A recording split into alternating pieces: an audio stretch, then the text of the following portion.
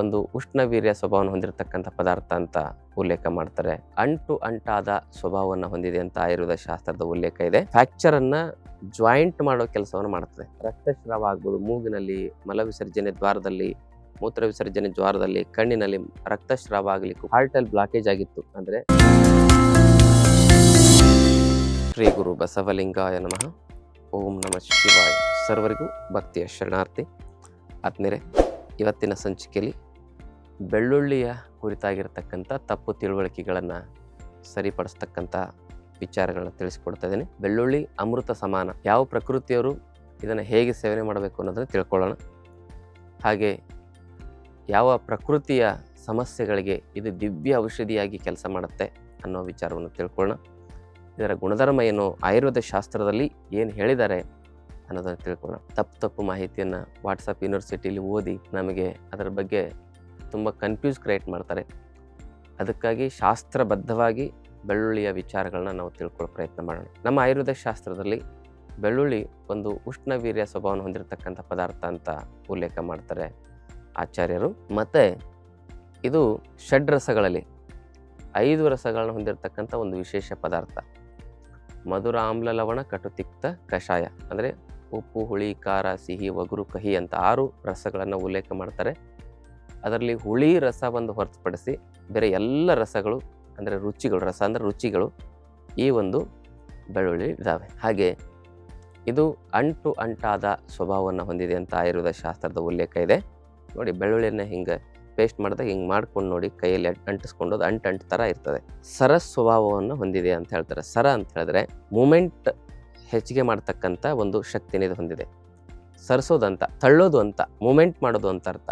ಆ ಒಂದು ಶಕ್ತಿಯನ್ನು ಇದು ಹೊಂದಿದೆ ಅಂತ ಹೇಳಿ ಚಲನೆಗೆ ಉಪಯೋಗವಾಗುವ ಅಂಶವನ್ನು ಹೊಂದಿದೆ ಅಂತೇಳಿ ಆಯುರ್ವೇದ ಶಾಸ್ತ್ರ ಹೇಳುತ್ತೆ. ಹಾಗೆ ಭಗ್ನ ಸಂಧಾನ ಕೃದ್ಬಲ್ಯವು ಅನ್ನುವ ಒಂದು ಶ್ಲೋಕದ ಒಂದು ವಿಚಾರಗಳನ್ನು ನಾವು ತಿಳ್ಕೊಳ್ಳೋದಾದರೆ, ಭಗ್ನ ಸಂಧಾನ ಅಂದರೆ ಇದು ಫ್ರ್ಯಾಕ್ಚರನ್ನು ಜಾಯಿಂಟ್ ಮಾಡೋ ಕೆಲಸವನ್ನು ಮಾಡ್ತದೆ. ಎಲುಬಾಗಿರ್ಬೋದು, ಎಲ್ಲೇ ಫ್ರ್ಯಾಕ್ಚರ್ ಆಗಿರ್ಬೋದು, ಬೋನ್ಸ್ ಫ್ರ್ಯಾಕ್ಚರ್ಗೆ ಬಹಳ ಒಳ್ಳೆಯದು. ಅದನ್ನು ಮತ್ತೆ ಪುನಃ ಸೇರಿಸುವ ಶಕ್ತಿಯನ್ನು ಇದು ಹೊಂದಿದೆ ಅಂತ ಆಯುರ್ವೇದ ಶಾಸ್ತ್ರ ಹೇಳ್ತದೆ. ಹಾಗೆಯೇ ಬೆಳ್ಳುಳ್ಳಿ ನಮ್ಮ ಶರೀರದಲ್ಲಿ ವಾತ ಮತ್ತು ಕಫ ಪ್ರಕೃತಿಗೆ ದಿವ್ಯ ಔಷಧ ಅಂತ ಆಯುರ್ವೇದ ಶಾಸ್ತ್ರ ಹೇಳುತ್ತೆ. ಪಿತ್ತ ಪ್ರಕೃತಿಯವರು ಇದನ್ನು ತುಂಬ ವಿಚಾರ ಮಾಡಿ ಸೇವನೆ ಮಾಡಬೇಕು. ಅದರ ಜೊತೆಗೆ ಪೂರಕವಾದ ಪಿತ್ತ ಶಾಮಕವಾದ ಪದಾರ್ಥವನ್ನು ಸೇರಿಸಿ ಸೇವನೆ ಮಾಡಬೇಕು. ಇಲ್ಲಾಂದರೆ ಇದು ಪಿತ್ತ ವಿಕಾರಗಳನ್ನು ಹೆಚ್ಚಿಸುತ್ತೆ. ರಕ್ತಸ್ರಾವ ಆಗ್ಬೋದು, ಮೂಗಿನಲ್ಲಿ, ಮಲ ವಿಸರ್ಜನೆ ದ್ವಾರದಲ್ಲಿ, ಮೂತ್ರ ವಿಸರ್ಜನೆ ದ್ವಾರದಲ್ಲಿ, ಕಣ್ಣಿನಲ್ಲಿ ರಕ್ತಸ್ರಾವ ಆಗಲಿಕ್ಕೂ ಕೂಡ ಈ ಒಂದು ಪಿತ್ತ ವಿಕಾರ ಕಾರಣ ಆಗುತ್ತೆ. ಅಂತಹ ಸಮಸ್ಯೆ ಇರೋರು ಏನಾದರೂ ಬೆಳ್ಳುಳ್ಳಿ ತಿಂದರೆ ಅವರಿಗೆ ಅಪಾಯಗಳು ಹೆಚ್ಚು. ಪಿತ್ತ ಪ್ರಕೃತಿಯವರೂ ಸಹ ಪಿತ್ತ ವಿಕಾರದಾಗ ತಿನ್ನಬಾರ್ದು. ಪಿತ್ತ ಪ್ರಕೃತಿ ಇರೋರು ಸೇವನೆ ಮಾಡ್ಬೋದು. ಆ ಪಿತ್ತ ಪ್ರಕೃತಿಯವರು ಹೇಗೆ ಸೇವನೆ ಮಾಡಬೇಕಂದ್ರೆ, ಬೆಳ್ಳುಳ್ಳಿಯನ್ನು ತುಪ್ಪದಲ್ಲಿ ಚೆನ್ನಾಗಿ ಹುರಿದು ಬೆಳ್ಳುಳ್ಳಿಯನ್ನು ಸೇವನೆ ಮಾಡಬೇಕು ಪಿತ್ತ ಪ್ರಕೃತಿ ಇರೋರು. ಅಥವಾ ಬೆಳ್ಳುಳ್ಳಿ ತಿಂದಾಗ 1 ಚಮಚ ತುಪ್ಪವನ್ನು ಮೇಲೆ ಸೇವನೆ ಮಾಡೋದು ತುಂಬ ಒಳ್ಳೆಯದು. ಈಗ ಪಿತ್ತ ಪ್ರಕೃತಿ ಇರೋರಿಗೆ ಹಾರ್ಟಲ್ಲಿ ಬ್ಲಾಕೇಜ್ ಆಗಿತ್ತು ಅಂದರೆ ಹಾರ್ಟ್ ಬ್ಲಾಕೇಜ್ಗೆ ಬೆಳ್ಳುಳ್ಳಿ ಬಹಳ ಒಳ್ಳೆಯದು. ಆದರೆ 1-2 ಎಸಳು ಬೆಳ್ಳುಳ್ಳಿ ತಿಂದ ಮೇಲೆ 1 ಅರ್ಧ ಚಮಚ ನಾಟಿ ಹಸುವಿನ ತುಪ್ಪ ಸೇವನೆ ಮಾಡಿದ್ರೆ ಅದು ಬ್ಯಾಲೆನ್ಸ್ ಆಗುತ್ತೆ. ಕಫ ಮತ್ತು ವಾತ ಪ್ರಕೃತಿ ಇರೋರು ಅದಕ್ಕೇನು ತುಪ್ಪದ ಅನುಪಾನ ಬೇಕಾಗಿಲ್ಲ. ಬರೀ ಬೆಳ್ಳುಳ್ಳಿನೇ ಬೆಳಗ್ಗೆ ಎದ್ದು 1-2-4 ಎಸಳು ತಿನ್ನೋದ್ರಿಂದ ಹಾರ್ಟ್ ಬ್ಲಾಕೇಜ್ ಜೀವನದಲ್ಲಿ ಬರೋದಿಲ್ಲ. ಅಂದರೆ ನಿರಂತರವಾಗಿ ಸೇವನೆ ಮಾಡಬೇಡಿ. ಯಾವುದನ್ನೇ ಆದರೂ ವರ್ಷದಲ್ಲಿ 1-2-3 ತಿಂಗಳು ಸೇವನೆ ಮಾಡಿ. ಬೆಳಿಗ್ಗೆ ಖಾಲಿ ಹೊಟ್ಟೆಯಲ್ಲಿ ಬ್ಲಡ್ ಪ್ಯೂರಿಫಿಕೇಷನ್ ಚೆನ್ನಾಗಾಗುತ್ತೆ. ರಕ್ತದಲ್ಲಿ ಆ ಒಂದು ಕೆಟ್ಟ ಕೊಬ್ಬಿನ ಅಂಶ, ಕೊಲೆಸ್ಟ್ರಾಲ್, ಟ್ರೈಗ್ಲಿಸರೈಡ್ ಅಂಶ ಅದು ಕರಗಲಿಕ್ಕೆ ಬೆಳ್ಳುಳ್ಳಿ ಉಪಯೋಗ ಆಗುತ್ತೆ.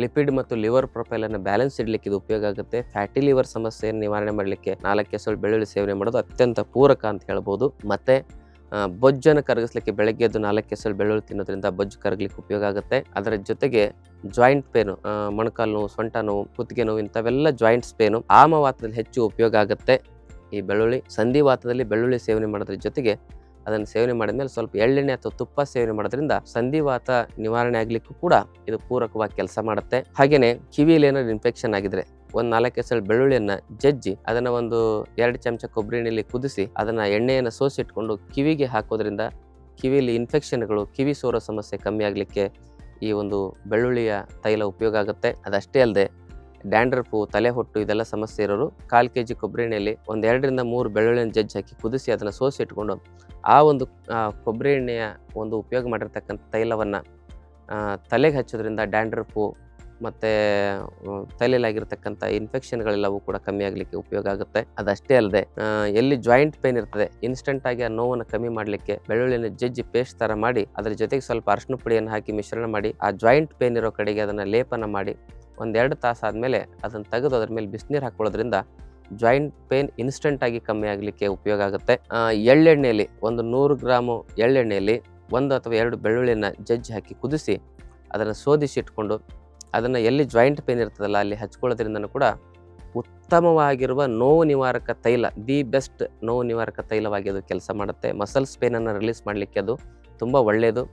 ನರಗಳ ಸ್ಟಿಫ್ನೆಸ್ಸು, ನರಗಳಲ್ಲಿ ಒತ್ತಡಗಳನ್ನು ಕಮ್ಮಿ ಮಾಡಲಿಕ್ಕೆ ಕೂಡ ಅದು ಉಪಯೋಗವಾಗಿ ಕೆಲಸ ಮಾಡ್ತದೆ. ಅದಷ್ಟೇ ಅಲ್ಲದೆ ಬೆಳ್ಳುಳ್ಳಿಯನ್ನು ನಾವು ಸೇವನೆ ಮಾಡೋದ್ರಿಂದ ಗ್ಯಾಸ್ಟ್ರಿಕ್ಕು, ಅಸಿಡಿಟಿ ಸಮಸ್ಯೆ, ಮಂದಾಗ್ನಿ ಇರ್ತಕ್ಕಂಥವ್ರಿಗೆ, ವಾತ ಮತ್ತು ಕಫ ಪ್ರಕೃತಿಯಿಂದ ಮಂದಾಗ್ನಿ ಇರ್ತದಲ್ಲ ಅಂಥವ್ರಿಗೆ ಗ್ಯಾಸ್ಟ್ರಿಕ್ ಅಸಿಡಿಟಿನ ದೂರ ಮಾಡಲಿಕ್ಕೆ ಉಪಯೋಗ ಆಗುತ್ತೆ. ಹೈಪೋ ಅಸಿಡಿಟಿ ಅಂತ ಹೇಳ್ಬೋದು ಅದಕ್ಕೆ. ಹೈಪರ್ ಅಸಿಡಿಟಿಯಲ್ಲಿ ಬೆಳ್ಳುಳ್ಳಿ ಒಳ್ಳೆಯದಲ್ಲ, ಹೈಪೋ ಅಸಿಡಿಟಿಯಲ್ಲಿ ಒಳ್ಳೆಯದು. ಆಮೇಲೆ ಕರ್ಲಿನಲ್ಲಿ ಆಗಿರ್ತಕ್ಕಂಥ ಬ್ಯಾಕ್ಟೀರಿಯಲ್ ಇನ್ಫೆಕ್ಷನ್ಗಳು, H. ಪೈಲೋರಿ ಇನ್ಫೆಕ್ಷನು ಇಂಥವೆಲ್ಲ ಸಮಸ್ಯೆಗಳನ್ನ ನಿವಾರಣೆ ಮಾಡಲಿಕ್ಕೆ ಇದು ಪೂರಕವಾಗಿ ಕೆಲಸ ಮಾಡುತ್ತೆ. ಬರಬಾರ್ದು ಅನ್ನೋರು ಸಹ ಇದನ್ನು ಬೆಳಗ್ಗೆ ಖಾಲಿ ಹೊಟ್ಟೆಲಿ 1-2 ಎಸಳು ತಿನ್ನೋದ್ರಿಂದ ಆ ಕರಳಿನಲ್ಲಿ ಬ್ಯಾಡ್ ಬ್ಯಾಕ್ಟೀರಿಯಾಗಳು ಸೃಷ್ಟಿಯಾಗೋದಿಲ್ಲ. ಜಂತು ಹುಳುಗಳಿಂದ ಸಮಸ್ಯೆ ಅನುಭವಿಸ್ತಾ ಇರೋರು ರಾತ್ರಿ ಮಲಗುವ ಸಂದರ್ಭದಲ್ಲಿ 6-8 ಬೆಳ್ಳುಳ್ಳಿ ಎಸಳನ್ನು ಜಜ್ಜಿ ಅದನ್ನು ಬೆಲ್ಲದ ಜೊತೆ ಮಿಶ್ರಣ ಮಾಡಿ ತಿಂದು ಮಲಗಿದರೆ ಆ ಜಂತು ಹುಳುಗಳು ಬೆಳಗ್ಗೆ ಅನ್ನಷ್ಟರಲ್ಲಿ ಸಂಪೂರ್ಣವಾಗಿ ಮಲ ವಿಸರ್ಜನೆ ಮೂಲಕ ಹೊರಗೆ ಬರ್ತವೆ. ಯಾಕಂದರೆ ಬೆಲ್ಲದ ರುಚಿಗಾಗಿ ಅವು ಏನಂದರೆ ರಿಂಗ್ ವರ್ಮ್, ಹುಕ್ ವರ್ಮ್ ಅಂತ ಇರ್ತಾವಲ್ಲ ಅವೆಲ್ಲ ಬೆಲ್ಲ ತಿನ್ನಕ್ಕೆ ಬಂದು ಈ ಬೆಳ್ಳುಳ್ಳಿ ಅದನ್ನು ಖಾರ ತಿಂದು ಅವೇನಾಗ್ತವೆ ಅಂತ ಹೇಳಿದ್ರೆ ಸತ್ತು ಮಲ ವಿಸರ್ಜನೆ ಮೂಲಕ ಹೊರಗಡೆ ಬರಲಿಕ್ಕೆ ಸಹಾಯ ಆಗುತ್ತೆ. ಇದಿಷ್ಟು ಬೆಳ್ಳುಳ್ಳಿಯ ಪ್ರಯೋಜನಗಳು. ಬೆಳ್ಳುಳ್ಳಿನ ಪಿತ್ತ ಪ್ರಕೃತಿ ಇರೋರು ಘೃತದ ಒಂದು ಸೇವನೆಯ ಜೊತೆಗೆ ತುಪ್ಪದ ಜೊತೆಗೆ ಸೇವನೆ ಮಾಡೋದು. ವಾತ ಮತ್ತು ಕಫ ಪ್ರಕೃತಿ ಇರೋರು ಅದನ್ನು ಹಾಗೆ ಸೇವನೆ ಮಾಡ್ಬೋದು. ಬೆಳಗ್ಗೆ ಎದ್ದು 4 ಎಸಳು ಬೆಳ್ಳುಳ್ಳಿನ ಸೇವನೆ ಮಾಡೋದ್ರಿಂದ ನಾವೆಷ್ಟು ಬೆನಿಫಿಟ್ಸ್ಗಳನ್ನ ಪಡ್ಕೋಬೋದು ಅನ್ನೋ ವಿಚಾರವನ್ನು ತಿಳಿಸ್ಕೊಟ್ಟೆ.